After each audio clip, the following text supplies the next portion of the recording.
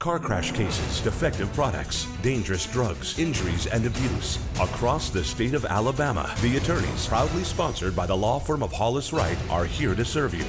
Your tough legal questions answered by our experts. The attorneys with Josh Wright from the law firm of Hollis Wright and host David Lamb. Good evening and welcome into the attorneys. Thank you so much for spending your Sunday evening with us. Our topic of conversation tonight is civil rights. Have a panel of experts. It's going to be a really interesting conversation that we believe you are going to enjoy and hopefully even learn something from. These shows always go better when you're apart, so you'll see at the bottom of the screen a way you can get your questions into us. Also, don't forget, something that Hollis Wright makes available each and every Sunday evening, attorneys standing by live to speak with you. So it's a great opportunity. If you need some free legal advice, a confidential, all-fair conversation, all you have to do is pick up the phone and give them a call. Leading our conversation from the firm of Hollis Wright, partner at the firm, Carter Clay. Good to see you, sir. Good to see you, David Lamb. Hope you're doing well. I'm doing well, thank you. Yeah, tonight we're going to be tackling the subject of discrimination and harassment in the workplace. Unfortunately, it is still an issue that is pervasive throughout our society in an employment setting and even in a non-employment setting. And recently, in the last several months, obviously, there have been a lot of celebrities and famous people that have disclosed certain incidents that they've experienced in their past involving harassment and discrimination. And so we're going to jump right into that topic and cover, and I think it's going to be a very informative topic for the viewers to help them understand what their rights are as employees, and if they're an employer, what their responsibilities and obligations are and how they can navigate their way through a complaint associated with discrimination and how they can protect their business from those types of discrimination claims. And right now, statistics are showing that even with the highlighted instances that we've seen through celebrities over the last several months and even years, still about 75% of the sexual discrimination or sexual harassment incidents are still unreported. So only about a quarter of those instances are being reported, and so it's still a problem. We'll talk a little bit probably during the show about why those instances are not reported, and it's really for self-preservation and to protect employment out of fear of retaliation. But we're very fortunate tonight to have a lawyer here in town, Leroy Maxwell. He's an attorney here in the Birmingham area, been practicing for several years now. Leroy, thank you so much for joining us to cover this topic. Absolutely. Thank you guys so much for having me. I've been looking forward to this. This is a topic that our law firm loves to engage in. It's a personal passion of mine, and so I'm excited to be here so we can really talk about these issues and help our viewers out there learn what's going on in the world of discrimination. Well, before we talk about the topic tonight, tell us a little bit about your legal practice and the areas that you all handle cases in from a legal standpoint. Absolutely. And so we've been in the Birmingham area a few years now. Absolutely love it. We practice in sort of four main areas. We cover personal injury, we cover criminal defense, criminal appeals, and what we're here to talk about today, civil rights. And that comes in the context of employment discrimination, inmate discrimination, police discrimination, but anything under that umbrella of a civil rights or a civil violation, we take care of that.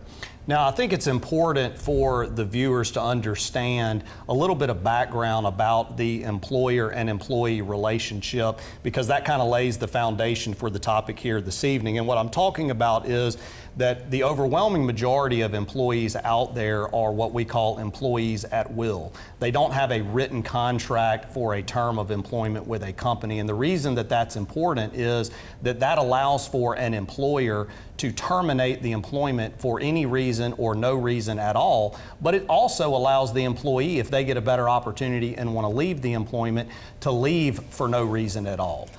And talk a little bit about that in the context of the discrimination and harassment type claims. Right, so it works both ways. You're absolutely correct. Here in the state of Alabama, and like many states, we have at-will work, which means the employer could let someone go, terminate their employment for essentially any reason. Just like an employee could get up and leave for any reason, unless there's a contract in place, which kind of outlines some of those parameters.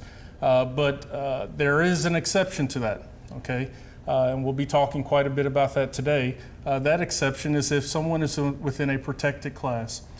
Historically, and throughout case law, the Supreme Court and legislative creation of law, we've basically said there's some classes that have had historic discrimination, and we want to make sure that we don't discriminate against them. Those classes generally entail gender, race, disability, religious, origin, national origin, sex, preference, things of that nature.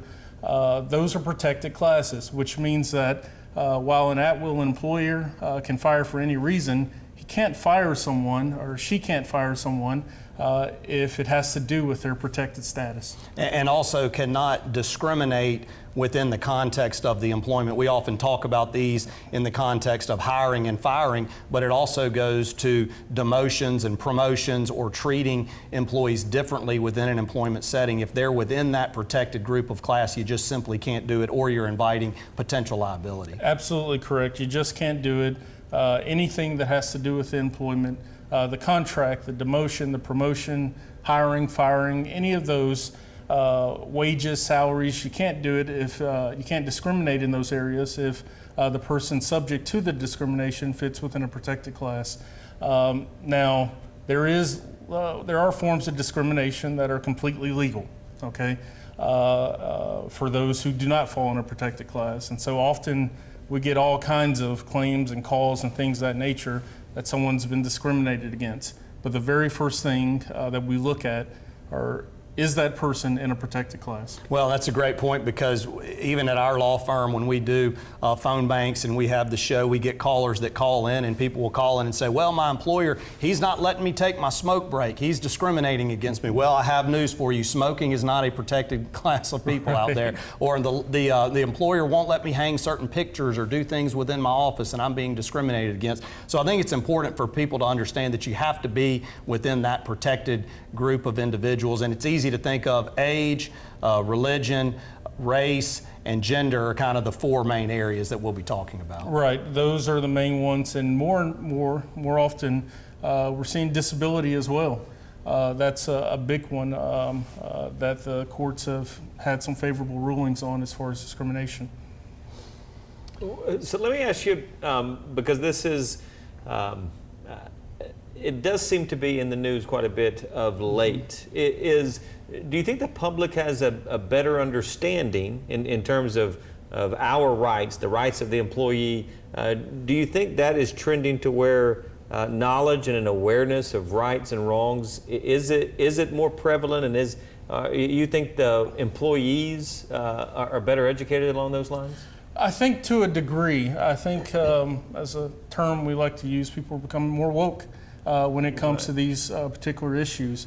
We see it every single day from top levels, politics, celebrities, people, we see it. And so they want to see if it applies to them and their lives and what it is that they're going through. Mainly when it comes to discrimination, there are really sort of three types of discrimination that we're looking at, okay?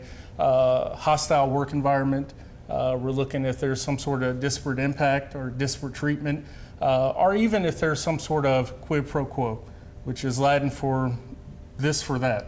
And so if we see discrimination in those sort of areas, those are red flags for us and things that we look at. Typically, and now what you see a lot with celebrities and things going on TV, you see a lot of sexual discrimination, okay, or sexual harassment.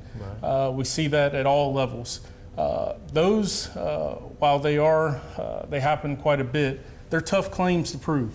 And I hope we get a chance to talk about some of those different elements that are required to prove them.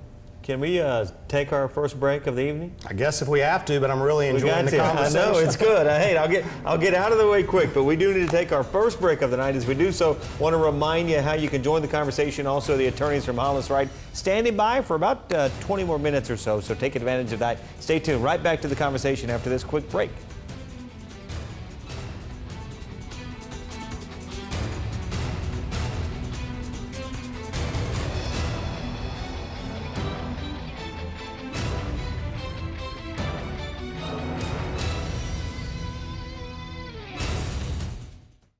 I'm Josh Wright with the law firm of Hollis Wright, a personal injury law firm. Thank you for watching The Attorneys. Now, we hope you, a friend, or a loved one never needs legal counsel for a case. But if you do, the goal of the show is simple. Provide answers and legal counsel when you need it the most. Your call to the show is free, so if you have questions specific to the show or related to other accident or injury-related topics, you can call, email, or text us. Or you can also follow us on Facebook or Twitter, or simply contact us by going to hollis-wright.com and click on the Contact Us link. We know your time is valuable, so thank you for spending it with us watching The Attorneys.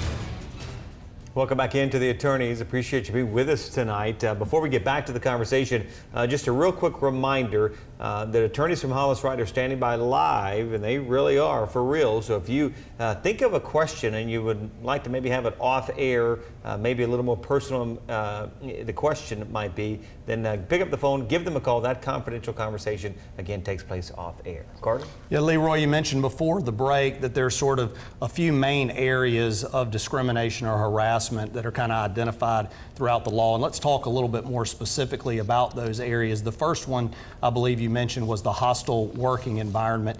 Talk about what that is, kind of what are the elements of that type of claim, and maybe we'll talk about some examples.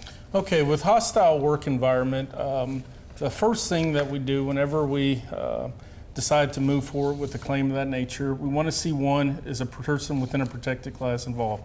That's required under Title VII. And of course, that protected class is age, discrimination, disability, gender, things of that nature, race. Typically, the next thing we look at is the person qualified for whatever position they're in. And then the next thing we look at is the discrimination that they're suffering as a result of something that has to do with their protected class. And we're looking for instances of discrimination. A hostile work environment, a lot of people feel like they're going through that. They're upset with their boss, they're uncomfortable in their work situation, but we need things that are related to their protected class. For example, one of the things that's becoming quite large now in the disability ring is obesity, okay? Discrimination based off that. We recently just had a case where an individual who was a high-level police officer, the only people above him were the police chief and the mayor, suffered discrimination based off of obesity within a hostile work environment. And it wasn't just one incident. We need more than just one incident to be able to show that there's some sort of hostile environment. This is a situation where he photoshopped and put pictures of this individual throughout the office with Big Macs on them and French fries in his holster. Things like that, left Subway trays there to really agitate this person. So much so that this individual went and got diagnosed with obesity, decided they were going to have surgery as a result. They started getting real depressed. It affected their lives, their sex lives, their marriage, everything. They started taking unpaid leave so they wouldn't even have to go to work. It affected them that sort of way. And we eventually went to the EEOC with that, and we were able to successfully prosecute that claim because there was true discrimination based on the fact that he was in a protected disability class, and that disability had, or that discrimination had to do with his disability. So we see that often, and like I said, it has to be more than just one or two jokes or comments made by an employer. We need to see ongoing acts. Now, as you were answering that question, I was thinking to myself, all right, what was the protected group or class that he fell into? And it was a disability type classification. And let's talk about that a little bit further, because obviously some people out there might be thinking, well, there are a lot of obese or overweight people out there. Are you saying that everybody that's slightly overweight or obese is disabled? So reconcile that, and how do you characterize somebody who's simply obese as being a disability? Well, a couple things have to happen. One, there has to be a diagnosis, okay, that's key, and your employer has to know about the diagnosis, okay? And that's what happened in this situation. And then from there, we typically look at situation, promotional opportunities, other things where they say, comments might come around, John, for example, I want to give you this opportunity to advance yourself, but because you're a fat, lazy, whatever, I'm not going to do that, okay? Situations where we know what's preventing them from progress are what's creating the harassment is centered around their disability. And for him in this situation, it was obvious through all of the photos, the things that were being said, things that other officers were able to give affidavits to, that he was being harassed and a hostile work environment was being created because of the disability that his employer knew about and had documentation about. Now, on a percentage basis, I would think that the highest percentage of hostile work environment probably would involve gender or some type of sexual harassment. Is that what you find in your practice as well? Yeah, I agree with that. I think it's probably the highest percentage is probably race-based, but then directly under that is going to be gender-based as well.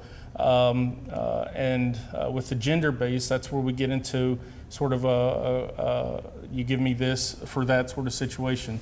Again, we need a series of events, but that's sort of the magic situation where all I need is one event. If a client comes to me and says that an employer said to me, you won't be fired or you'll receive this extra pay if you do this sexual favor.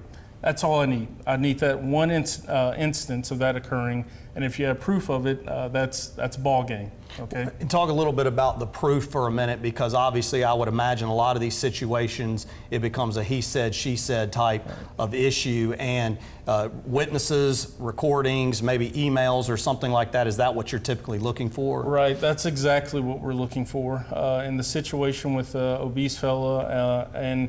With social media, with sexual discrimination, people are sending pictures of themselves, Snapchatting, thinking it's just going to go away, but people are able to screenshot, things of that nature. We need proof, all right, hard evidence. If you know that you've been making complaints and you're about to go have a conversation with an employer or a supervisor about it, hit the record button. You know, us as attorneys, we'll figure out how we can use it in court, whether we can or can't. But get us the proof, get us the hard evidence. If you're making complaints, if there have been incident after incident, make written reports, all right? A lot of time, his word versus your word, and vice versa, it's not gonna be enough. We need actual proof of this. Now, how about with respect outside the harassment realm, how about situations where an employee is not getting promoted like they think they should, or bonuses like they should relative to their other peers? Are those types of claims that you can build a discrimination claim upon? Absolutely, and so typically those fall under the realm of some sort of disparate treatment or disparate impact, okay? If we're looking at a claim that involves disparate treatment, we're looking like I said, is someone in a protected class, and also we're looking at is someone similarly situated as they are who's receiving some sort of benefit. Let's step aside for our final break of the evening. When we get back, we'll pick up right there. These two will finish that up. As we head to break, a couple of reminders of how you can get in touch with the firm. You see the information on your screen there. Also, Hollis Wright, great educational tool, Facebook as well as Twitter. Be sure and check them out there as well. Stay tuned. More of The Attorneys coming right up.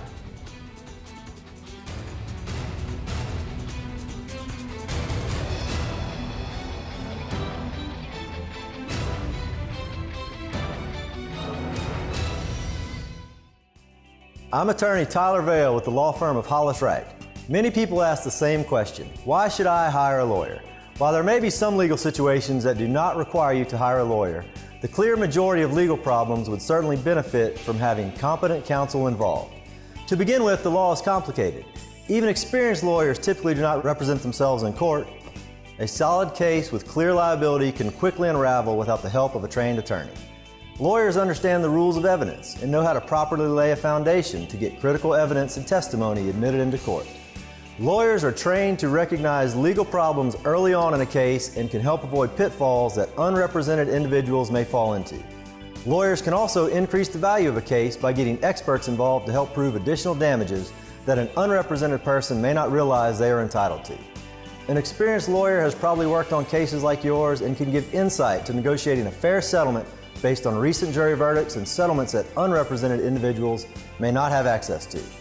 Another important reason to hire an attorney is because the person or business you sue will likely have legal representation themselves.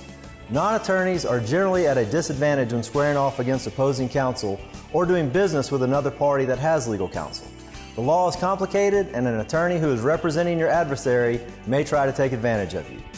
Our law firm offers free case consultations that allow you to meet with us for free during a face-to-face meeting, where we can discuss the type of case you have, the potential value of your case, and your likelihood of success.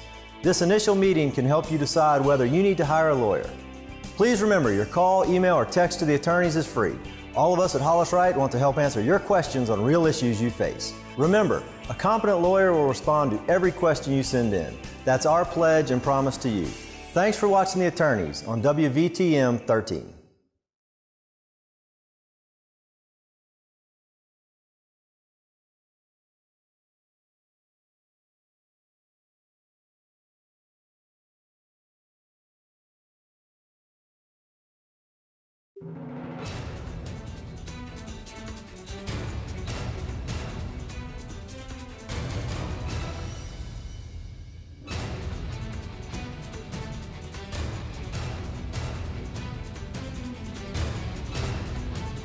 Welcome back into The Attorneys. Just about 7 minutes remaining. If you want to take advantage of the opportunity to speak with attorneys live from Hollis Wright, who are standing by to speak with you, you got about 7 minutes remaining, so jump on the phone and give them a call. Carter?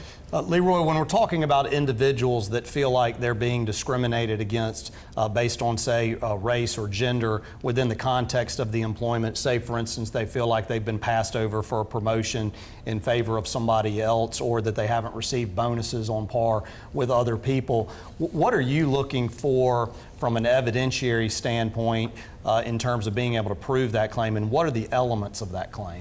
What we're looking for, we want to find individuals who are, one, in a protected class, two, who are qualified for the position. We want to find that there's some sort of discrimination or lack of promotion, whatever it may be, that's there. And also that there's someone similarly situated who's not in their class, who's receiving certain benefits. Just a quick example, we recently had a situation with an individual had heart surgery. His job required that he be in some sort of contact with inmates that he was a jailer for. Doctor cleared him to come back to work. He needed to be in a position where there was no contact. As his employers, can I be in the same spot where pregnant women sit up front, or where other females? And he actually recorded his supervisor saying, you need to man up. All right, these positions are for women only. You're either going to work in the back with the inmates, or you're not going to work at all. And so that was a situation where he wanted to have some sort of reasonable accommodation based off of his situation, and they didn't provide that to him, but they provided other folks who were similarly situated with those protections. And so the other thing that we look for is with a disparate impact. And just briefly with that, those are basically policies and situations where on the surface, on its face, it doesn't seem discriminatory. You might have a rule at a company that doesn't mention anything about race or gender or disability, but the collateral impact of that policy might have an effect. Some of the classic examples that we see now are, for example, African Americans, employers saying you can't wear dreads to work, can't wear dreadlocks in your hair. Now, typically, we know the only folks who wear dreadlocks are people of African American descent. And to have some sort of policy saying that that hairdo is something you can't have in the workplace, on its surface, it doesn't say black folks, white folks, Asian, it doesn't say anything like that. But we know that it has some sort of impact on them that could fall under some sort of discrimination. They would be hard pressed to say that didn't apply to African Americans. Exactly. They would be extremely They look really hard-pressed. silly and not credible. Exactly, exactly. Question we've got here, what should I do if I've been subjected, or believe I've been subjected to racial discrimination? If you believe you've been subjected to racial discrimination, the first thing that I would tell folks to do is to make a record of it, okay? Make a complaint with your employer. Not everyone's in a situation where they could do that. Sometimes the next person up, the only person up, is the person who's actually discriminating against you. And in those situations, you probably want to get to a lawyer ASAP to let them know, so a lawyer can tell you what you want to do. But make a record of it, create evidence of it. And I'm not looking for any sort of fluffed complaint. You need to put exactly what's going on. If you're being discriminated against, write it in the internal complaint, whatever the company or however they use it, and give them an opportunity to make the correction. If they don't make the correction, then you need to contact the lawyer right away. You always have the option of going straight to the Equal Employment Opportunity Commission, but I always recommend go to a lawyer first. A lot of times with the EEOC, they do investigations to see if you have a credible discrimination claim. And there are a lot of good investigators out there with the EEOC.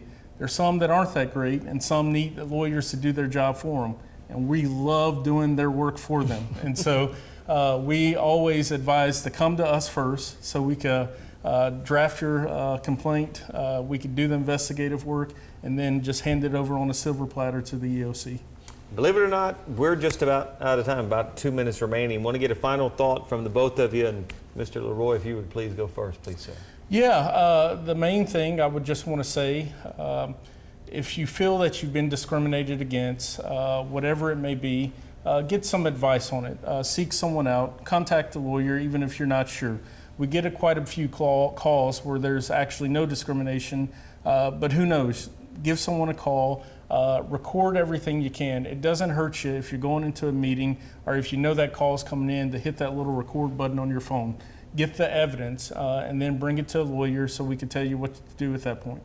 Well, and I think that's great advice. One thing that I would add to it is that the viewers need to understand that these types of claims are different than the types of claims we handle relative to motor vehicle accidents, medical malpractice, or product liability claims. When somebody comes to our office, if they've been in a car wreck, if we want to, we can immediately go out and file a lawsuit against the at-fault driver. It's not that easy in this context because most of the time you have to involve the Equal Employment Opportunity Commission or the EEOC, and you have to file a complaint with them. You have to give them a certain period of time to investigate. They have to give you what's called some type of letter or right to sue letter that allows you to move forward. And if you don't jump through those administrative hoops, it can ultimately prejudice your claim. And so Leroy is absolutely right. In these cases, it's very important to get legal advice early so that you don't negatively impact your claim. Yeah, don't delay.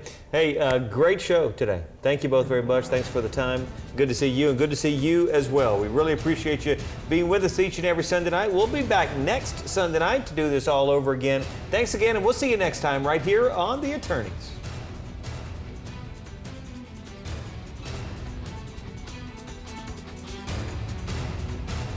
Thanks for watching The Attorneys, sponsored by Hollis Wright.